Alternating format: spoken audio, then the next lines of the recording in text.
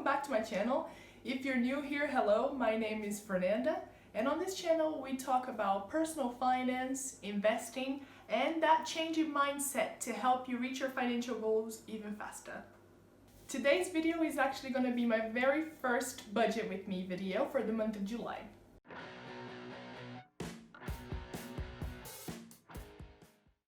I do have a video where I talk you through how to start budgeting if you're a complete beginner, and if you've never done that before, I'll link that video up here for you. And it is using just pen and paper, which is how I budget myself. Recently I have been contemplating upgrading to a Excel spreadsheet, but the thing is I'm a little bit specific about what I want in the spreadsheet, so until I can figure out how to do that myself, that's the other thing, I want to learn to do it myself.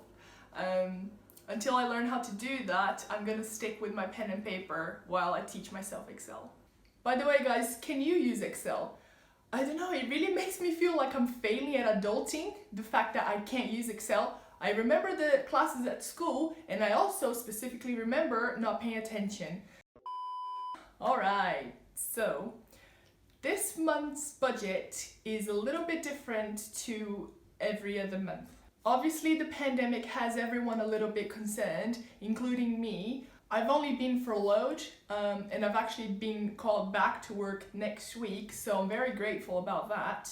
But the whole situation has made me really want to hone in on my emergency fund. I think it was in May, the last time that I had to dip into it, and by the end of May, I only had £200 left in my emergency fund. So I immediately cut down on everything that I could, and also very fortunately for me, my boyfriend was paying for all our food, so I didn't have to spend any money on that.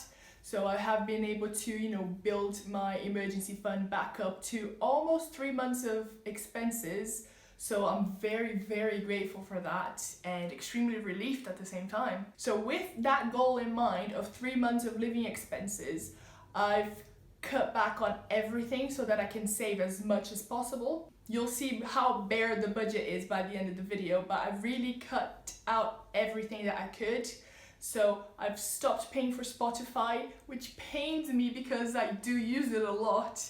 I listen to music all the time, but then I signed up for a free trial of Apple Music, which isn't as good, but at least it's free for 3 months. I also cut out my contact lenses because I still have a couple of unopened boxes of those, so that's £25 that I'm saving. Obviously we are all still stuck at home. I'm gonna be working from home luckily, so there really is no budget for like extra, no entertainment, no drinks, nothing like that.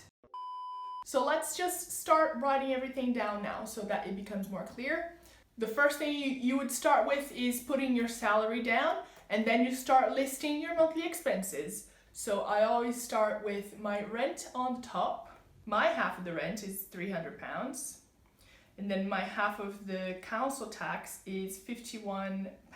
And yes, that is very low for a half of the council tax, but other places that I've lived, I've paid like £80, £90 for my half of the council tax, so hashtag blessed with this one. I use the same provider for gas and electric. I'm with Igloo Energy, and I'm actually gonna make a whole video about them because of how brilliant they are.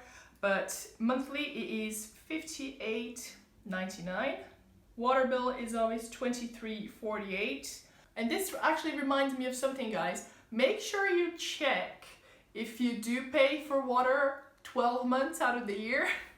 Because all of last year I budgeted for a water payment every month, and it turns out that I only pay for water between April and November. So that was silly. And that's exactly why it's so important to sit down and do this every month with your bank statement next to you, so you make sure that you're not pulling figures out of the air, that whatever you put down on your budget is the actual figure. And then we've got internet, which is £23 a month. I recently changed broadband providers using Top Cashback, and I got £70 cashback just for doing that. It really wasn't any hassle at all. I wasn't left with internet for even a single day. All I had to do was change the router that they sent me in the post, and that was it, free 70 quid. My mobile bill is £15, And this one is actually a big deal for me because I was always waiting to upgrade my phone whenever the contract was up. But I'm actually with 3 now, and I've had this handset for 3 years, and it feels amazing to be on a SIM only contract. Only pay £15 a month where I used to pay like 40, 45. Next we've got Adobe, and that is £20 a month. I use Adobe Premiere Pro to edit my videos. I did need to look on their website and see if there's a cheaper way that I can pay for this. I really don't think there is, but it is worth it to me because I think my videos benefit from it. And then we've got Amazon Prime, which is $7.99 a month. I really debated whether or not to cancel this one, but I thought about it, and I have been watching a lot more Amazon than I have been watching Netflix. And plus Netflix doesn't have Seinfeld, which I watch loads of, so I decided to keep it in. This month I'm only budgeting £20 for petrol. I think it was back in May during the oil price wars. I filled up the tank of my Peugeot 108 for £30, and I still have a half a tank left.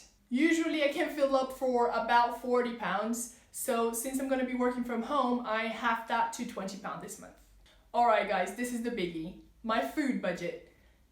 Hear me out on this one, but I've only budgeted £100 for food this month.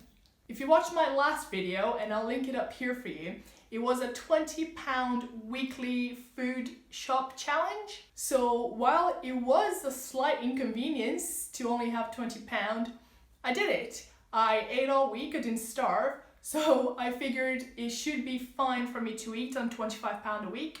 It's just for me, so I'm sure I can work it out. Who knows, this item might need to be revised during the month, but I've got a solid plan here, I think.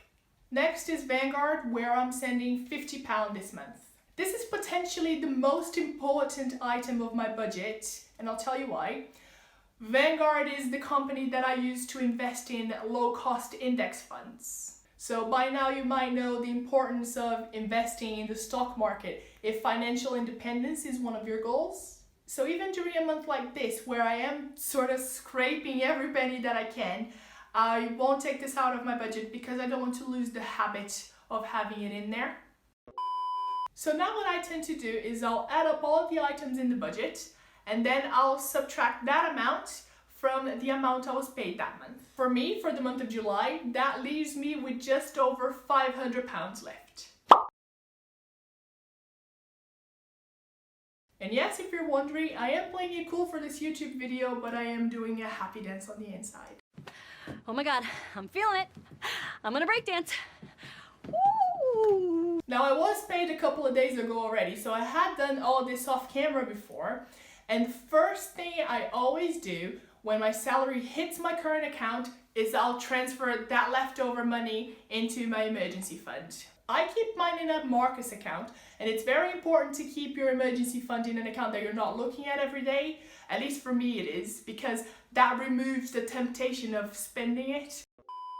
That's it for this month's budget, guys. It is a bit of a different video from me, so please let me know in the comments if you found it interesting, if you enjoyed it, and I'll keep making these for you. But if you did find some value from this video, make sure you give it a like. And if you'd like to see more content from me, make sure that you are subscribing to my channel. I post new videos every Thursday, and I would love your help in growing my channel so that we can get this information out to as many people as possible. Thanks for watching, guys. Really hope you enjoyed it, and I'll see you on the next one. Bye! I've had to record this video 4 times. The first time I didn't press record, and the next 3 times my phone kept running out of memory, so I hope you guys appreciate this one. God, let this day end.